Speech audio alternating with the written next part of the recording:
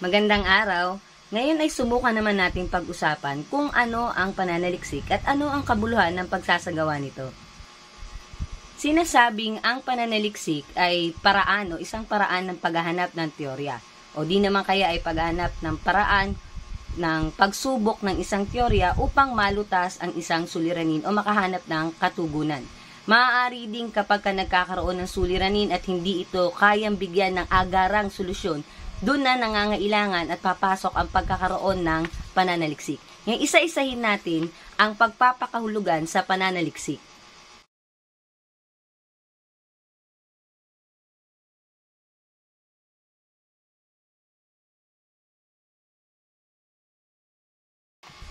Una, sinasabing ang pananaliksik ay paghahanap ng datos. Ma'am, bakit po ito paghahanap ng datos? Gaya ng nabanggit, sa pananaliksik ay meron tayong nais na tugunang isang suliranin.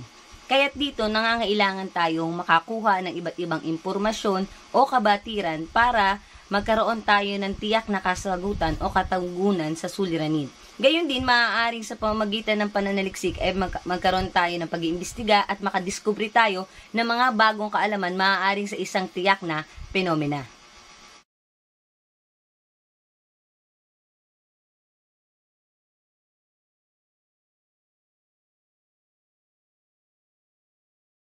Kalawa ay ang paglutas sa suliranin o problema.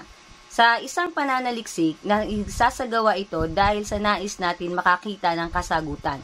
Maaaring ukol ito sa pagsagot ng isang suliranin na hindi pa nalulutas o kasalukuyang umiiral ang isang suliranin. Kaya't naghahanap tayo ng metodo o pamamaraan upang ito ay matugunan.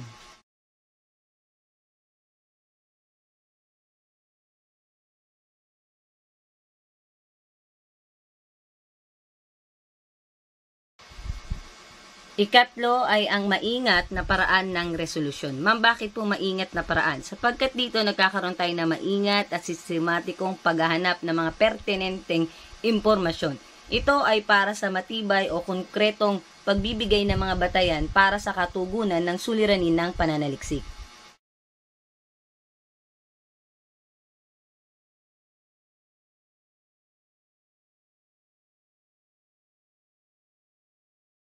Kasunod, ang pananaliksik ay siyentipikong pamamaraan. Siyentipikong pamamaraan sapagkat sa larangan ng pananaliksik, kinakailangan maisagawa natin ang pangangalap ng datos ng may teknik at pamamaraan. Meron tayo mga tiyak at sistematikong paraan ng pag-aaral, meron tayong mga teorya, hypothesis na mga nagiging pamantayan o batayan ng ating pananaliksik.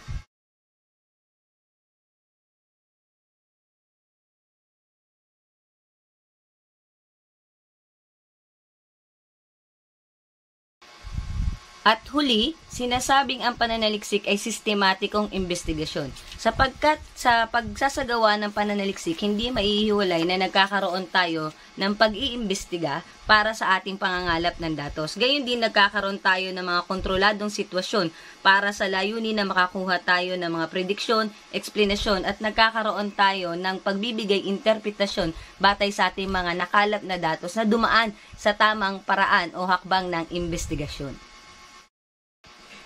Ngayon ay dumako naman tayo sa kahalagahan ng pananaliksik. Ano nga ba ang kabuluhan, importansya ng pagsasagawa ng pananaliksik? Meron nga ba itong kapakinabangan para sa isang individual, mag-aaral, profesional at maging sa ating kabuuang mamamayan? Ano ang nakukuha natin sa pananaliksik? Una,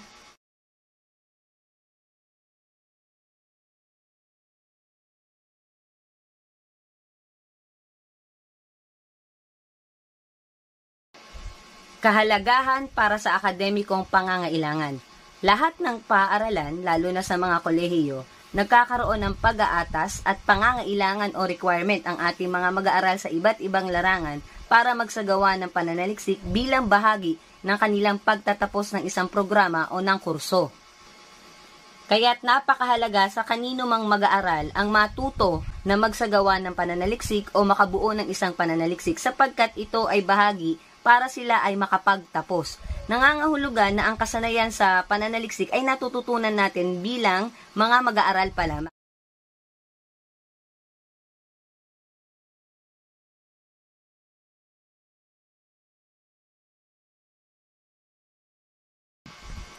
Kahalagahan para sa paghahanda sa propesyon sa hinaharap. Ang ating mga mag-aaral ay nagsasagawa ng mga pananaliksik sa lahat ng paaralan bilang bahagi ng ating akademya. Ito ay layunin ng akademya o ng paaralan na magkaroon ng pagsasanay at paghahanda ang ating mga mag-aaral para sa kanilang propesyong pinagpapakadalubhasaan. Na sa pagdating ng araw, ito din yung kanilang magiging propesyon at sila ay may sapat ng kaalaman lalo na sa larangan ng pananaliksik.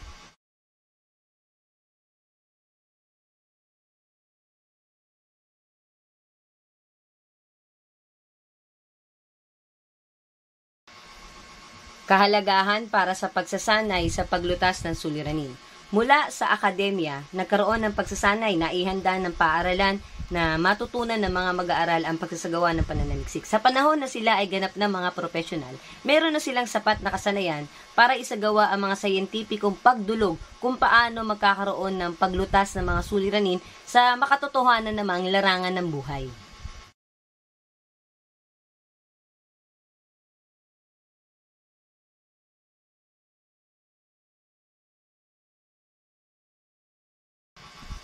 Ang kasunod na kahalagahan ay para sa patuloy na pagbabago. Ang katotohanan sa ating paligid ay walang humpay ang patuloy na pagbabago sa anumang larangan. Kaya't kinakailangan na tayo ay mayroong sapat na kasanayan para umagapay sa mga patuloy na pagbabago. At isa dito ay ang pagsasagawa ng pananaliksik.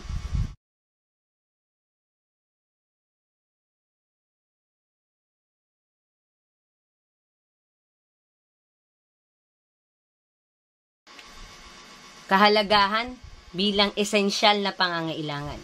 Mahalaga ang pananaliksik sapagkat ito'y esensyal dahil sa anumang propesyon ay nangangailangan ng pagsasagawa ng pananaliksik. Sa iba't ibang larangan, nagkakaroon ng mga pagbabago, inobasyon, nagkakaroon ng mga suliranin at sa pamamagitan ng pananaliksik ay makakatulong ito sa anumang usapin ukol rito.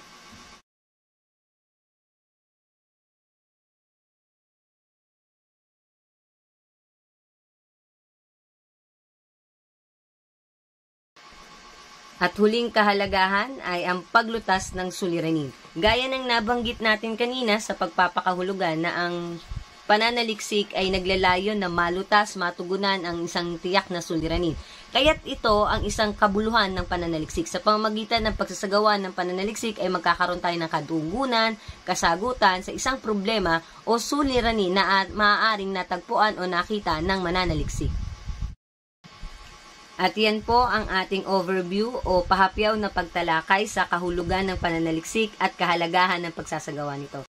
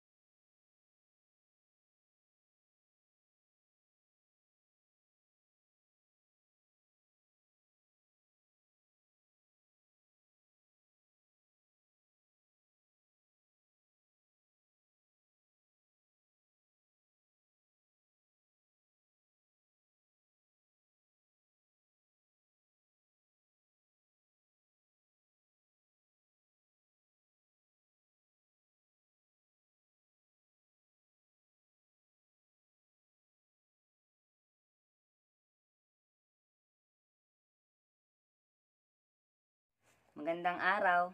Para sa asignaturang Komunikasyon at Pananaliksik ay tatalakay tayo ng panibagong aralin.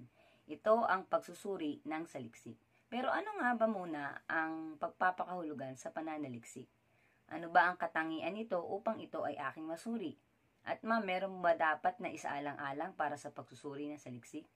Yan ang mga susumukan natin bigyan linaw at pag-usapan ngayong araw na to. Simulan natin ang talakay mula sa ilang pagpapakahulugan ng pananaliksik. Hayaan niyong basahin ko sa inyo ang mga pagpapakahulugang ito mula sa ilang dalubhasa. Una, ay kina Manuel at Miguel noong taong 1976.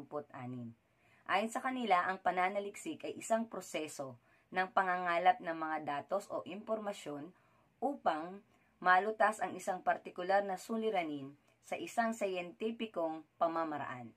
Nangangahulugan na nakatuon o nagsisimula ang pananaliksik mula sa suliranin. Tayo ay nagkakaroon ng paghahanap ng puwang o gap o sinasabing ang suliranin batay sa isang kaganapan o sitwasyong panlipunan. At dito, ito yung ating malinaw na idinadaan sa sistematikong pamamaraan upang subukan na mahanap ang kalutasan sa nabanggit na suliranin. Ikalawang pagpapakahulugan ay mula naman kay Parel noong taong 1966. Ayon sa kanya, ang pananaliksik ay isang sistematikong pag-aaral o investigasyon ng isang bagay sa layuning masagot ang mga katanungan ng isang mananaliksik. Maaaring batay sa interes, kawilihan ng mananaliksik ang kanyang mga natuklasan o naitalang katanungan. Maaari itong magsilbing gap o puwang na nais niyang hanapan ng kalutasan. Gayun pa rin, nagkakatulad ang dalawang nabanggit na pagpapakahulugan sa pananaliksik na ito ay naglalayon na magbigay ng kalutasan o kasagutan sa mga suliranin na naitala ng mananaliksik. At huling pagpapakahulugan ay ayon naman kina Trace noong taong 1973 na nagsasaad na ang pananaliksik ay isang pagtatangka upang makuha ang mga solusyon sa mga suliranin. Idinagdag pa nila na ito ay isang pangangalap ng mga datos sa isang kontroladong sitwasyon para sa layunin ng prediksyon at eksplanasyon. Ma'am, bakit po sinasabing isang kontroladong sitwasyon? Sapagkat ang pagsasagawa ng pananaliksik ay hindi tulad ng malayang pagsulat o malikhaing pagsulat. Tayo ay may mga dapat na sunding pamantayan sa pagsusulat ng pananaliksik, tulad ng mga bahagi. May mga tiyak na bahagi ang nilalaman ng bawat kabanata. Hindi lahat ay maaaring isulat sa alinmang bahagi, kontrolado. Gayon din sa kung paano isinasagawa ang pananaliksik. Ito ay dapat nakabatay sa objektibong layunin at pagsasagawa. Hindi ito maaaring haluan ng personal na damdamin ng mananaliksik. Matapos natin mapapihawan ang pagpapakahulugan kaugnay ng pananaliksik, talakayin naman natin ang ilan sa mga katangian ng mabuting pananaliksik. Batay sa mga definisyon na naibigay, dito makababakas na rin natin ano ang mga katangian na dapat mayroon ang isang saliksik. Una, sa mga katangian na ito, ang pananaliksik ay systematic. Ma'am, bakit po systematic? Sapagkat ito ay may sinusunod na proseso. May tamang hanay ng pagkakasunod-sunod ang hakbang kung paano ito dapat magsagawa ng pangangalap ng datos, ng pagtuklas o pagbibigay ng solusyon at anumang nilalayon ng pananaliksik. Dito tayo ay mayroong mga hakbang na dapat sundin para sa pagsasagawa ng pananaliksik mula sa simula hanggang sa wakas. Ang ikalawang katangian naman ng pananaliksik ay ang pagiging kontrolado.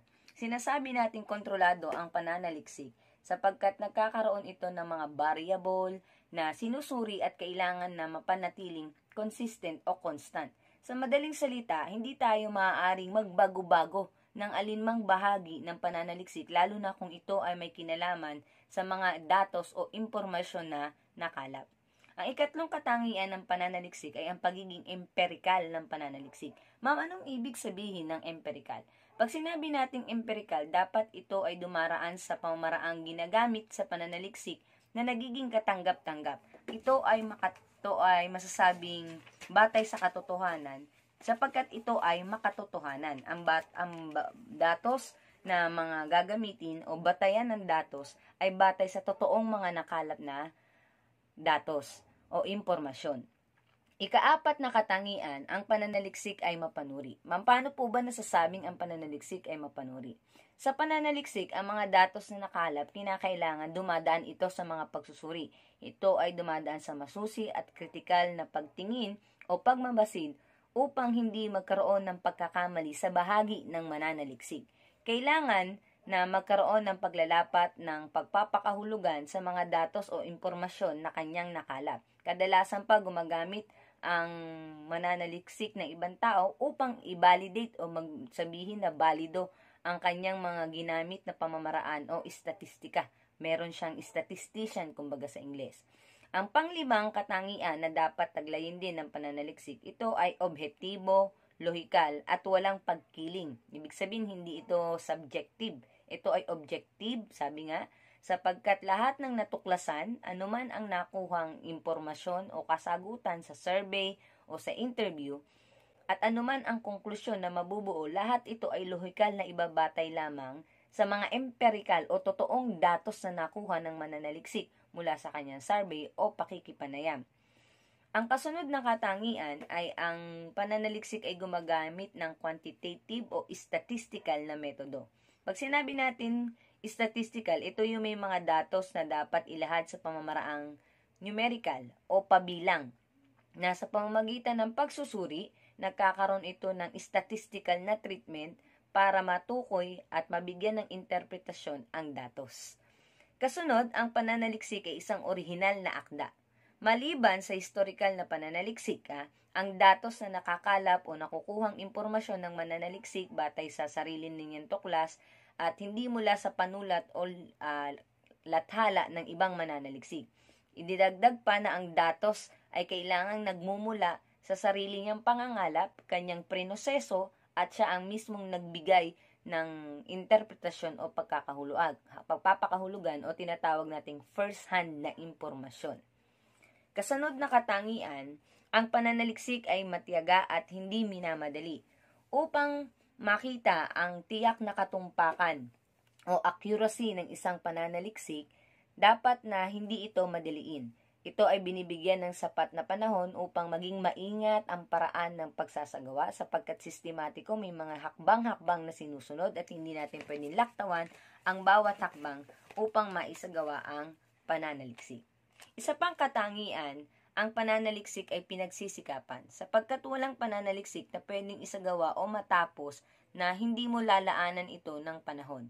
Nangangailangan ito ng sapat o mahabang panahon, kailangan din ng talino, tiyaga at sipag para ito ay matapos o mapagtagumpayan.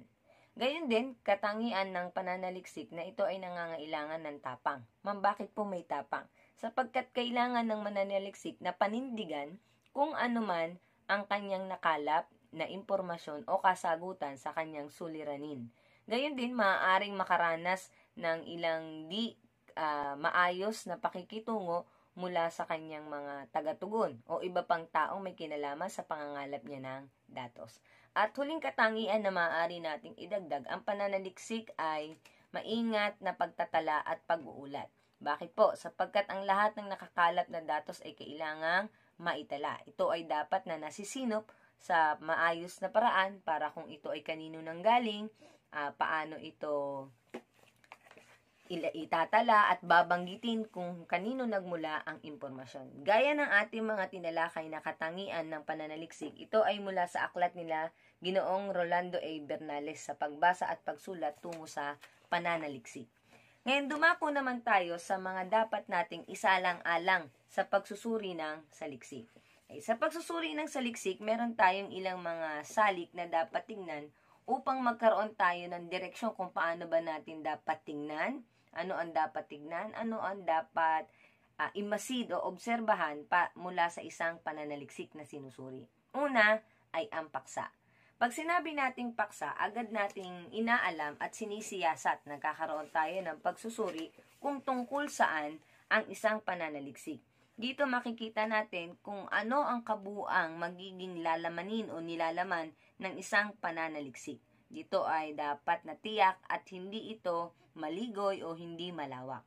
Ang ikalawang dapat naman nating isaalang-alang ay ang nilalaman. Pag sinabi nating nilalaman, Sinusuri natin dito ang isang saliksik tungkol sa wika o kaya ay kulturang Filipino. Ano ba yung mga dapat na nilalaman ng mismong saliksik batay pa lang sa pamagat na nauna nang inilahad. Binabanggit din ang pagsusuri na kung ano ang kaugnayan ng bawat bahagi sa pananaliksik. Mula ba kabanata 1 hanggang sa huling kabanata, ito ay tumutugon na nilalaman at angkop kaugnay ng pamagat. Ang ikatlo naman na dapat natin tignan, na dapat isaalang-alang kung tayo ay nagsusuri ng saliksik, ay ang layon. Tingnan natin at suriin natin kung nakamit ba ng may akda o ng mananaliksik ang kanyang layunin. Ang kanya bang ninanais na masagot ay nasagot niya pagdating sa katapusan ng pananaliksik? Ang mga layunin ba o suliranin ay nailahad ng maayos sa unang bahagi ng kanyang saliksik? At ang mga layunin bang ito ay tumutugon sa pinakapamagat o paksa ng pananaliksik? Pang-apat ay ang gamit at kahalagahan. Kinakailangan din nating bigyan sa alang-alang ang gamit at kahalagahan ng pananaliksik kung tayo ay nagsusuri. Bakit, ma'am? Batay sa magiging resulta ng isang pag-aaral, dito natin makikita ano ba ang pakinabang. Meron ba itong gamit para sa maraming tao o sa ibang tao? Ito ba ay makakapagbigay ng sagot sa problema? Ito ba ay makakapagpabago ng sistema pagka naisagawa ang pananaliksik? Panglima ay isinasaalang-alang din natin ang metodo. Ma'am, bakit po kailangan isaalang-alang ang metodo? Sa bahaging ito ang nagiging paraan ng mananaliksik para masagot ang mga katanungan. Titingnan natin angkop ba ang kanyang ginamit na mga kagamitan para makuha, makalap at masagot yung mga katanungan ng kanyang pananaliksik. Gayon din, nakatutugon ba, umaangkop ba ang pamamaraan na kanyang ginamit para sa presentasyon upang ito ay maging mas maayos ang presentasyon ng datos at ano ba ang pamamaraan na ginamit din niya para sa mismong pagsusuri ng datos. At ang huli na dapat nating isaalang-alang kung tayo ay magsusuri ng isang saliksik ay ang etika sa pananaliksik. Ma'am, ano po yung etika sa pananaliksik? Pag sinabi nating etika sa pananaliksik, ito yung tumutukoy sa pagiging matuwid, makatarungan, matapat, mapagpahalaga sa gawa ng ibang tao. Ibig sabihin, hindi nagsagawa ng mga pangungopya o plagiarismo sa alinmang bahagi ng pananaliksik. Na kung nagkakaroon tayo ng pagtukoy ng impormasyon o pahayag mula sa ibang tao, malinaw natin binabanggit kung kanino ito nanggaling bilang pagkilala. Ay nawa po